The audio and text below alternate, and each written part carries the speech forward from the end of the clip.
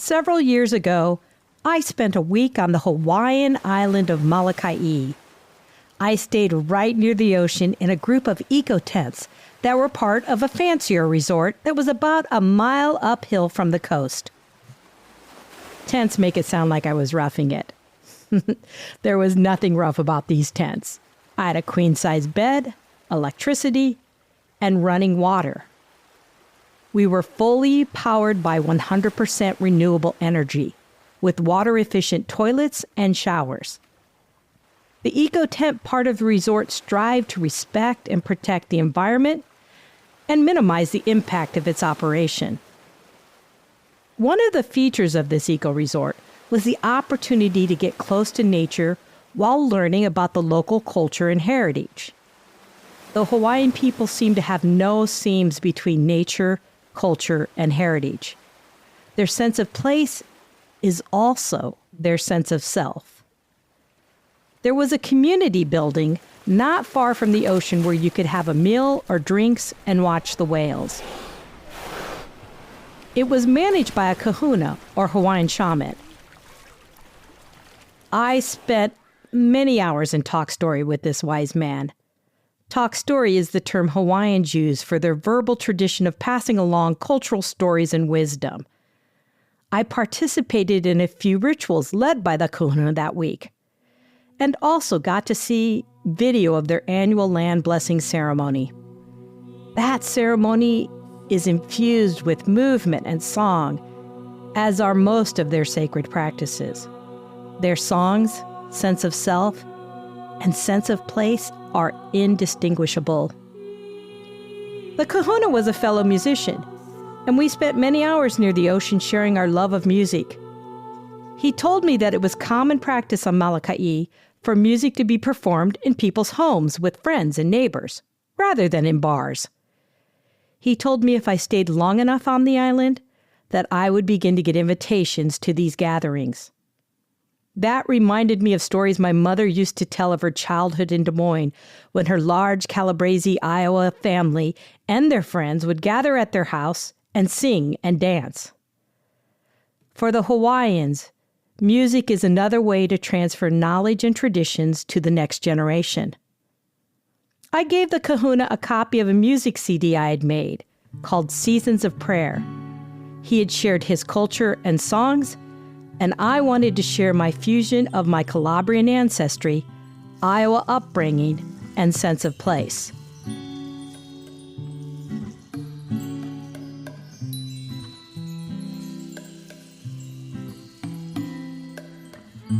The morning I was going to leave, the kahuna told me that he had shared my gift with his wife and family.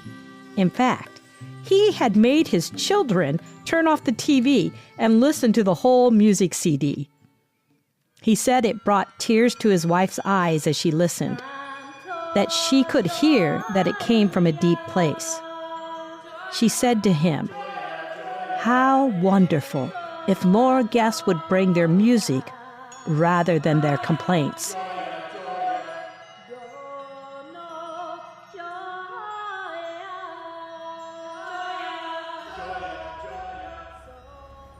As I flew home, I wondered, what would happen if we brought the earth our music rather than our complaints?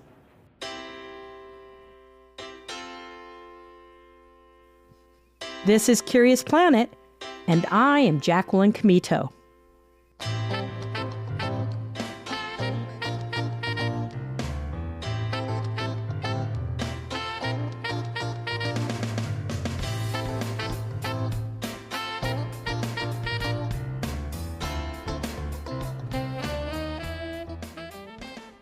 People are identified in one way or another by the places where they find themselves.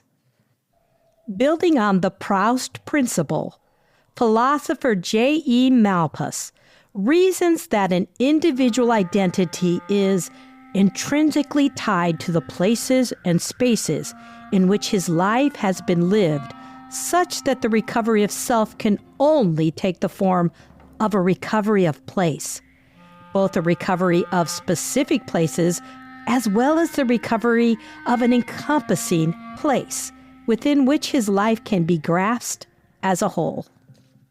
In other words, identity is seen as the joining of how we see ourselves with how others see us through the places and social spaces where we live. It is also in that intersection where we live our spirituality, those urgent longings we discussed in episode 1. Okay, I can hear you all. Space, place. What is the difference? Place is our lived experience. I am sitting in Ames, Iowa, at my computer, recording this podcast as I watch the trees sway in the wind. That is my lived experience. Place is external to me. Space, on the other hand, is internal. Space is our sensed experience. Space starts with place and builds on our knowledge and our memories that span across generations. Space shapes our experiences of place. Space is where we develop our imaginations. Space is necessary for the ongoing creation of ourself.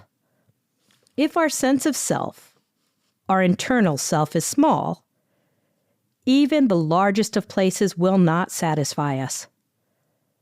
But how do we expand our sense of space?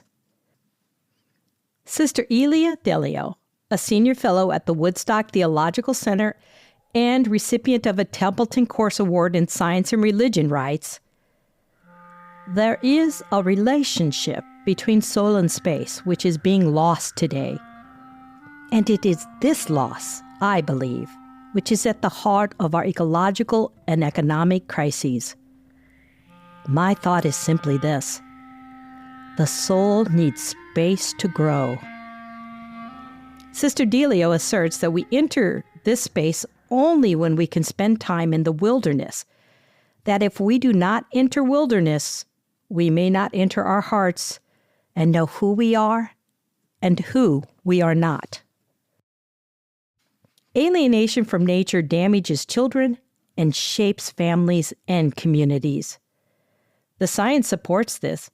Books like The Last Child in the Woods, Blue Mind, and Balanced and Barefoot draw a connection between the increased rates of depression, obesity, and ADHD, and an ever-increasing disconnect with the natural world. The reverse is also true. Being close to nature can sharpen our senses, make us happier, calmer, more emotionally sound, and more successful in our lives. These positive effects don't just happen by doing things outside. Children and adults today spend a lot of time outside playing organized sports and other such activities. It's about spending unstructured time in wild places where play and exploration can happen, where we and our imaginations can wander. These wild places open the space inside of us. They can be found in both urban and less developed areas. They don't even have to be physically expansive spaces. Bringing yourself into the presence of the wild might mean sitting under a tree and doing nothing, walking barefoot on rocks or grasses, observing the breeze on your face, removing the AirPods when you're out with your dog and tuning into what she's investigating, listening to the individual sounds of birds around you. It is in those spaces that we can begin to hear the songs of the earth and to join in with the singing. It is in those spaces that we become more fully who we are and recognize who we do not want to be. Living more harmoniously with the planet and reducing our consumption, waste, and destruction is what it means to bring the earth our music instead of our complaints. All humans, no matter our backgrounds, are hardwired to respond to the natural world. All humans. Some humans, like the kahuna on Molokai, have recent memories of blessing the land, thanking it for its song, and acknowledging that we have the opportunity and privilege to be co-creators. Where have you heard the Earth song lately?